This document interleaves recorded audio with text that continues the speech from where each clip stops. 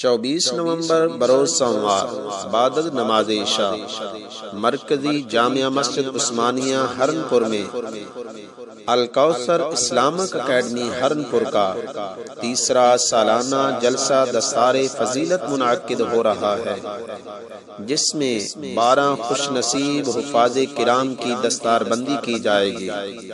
زیر صدارت و خصوصی خطاب فیض یافتہ حضور ضیاء الامت حضرت علامہ مولانا پیر محمد انور قریشی ہاشمی صاحب، پرنسپل دارالعلوم محمدیہ رضویہ پنڈ دادن خان۔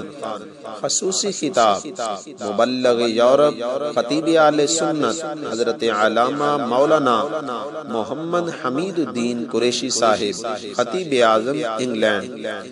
آئیے اس محفل پاک میں شرکت فرما کر حفاظ کرام کی حوصلہ افزائی فرمائیں۔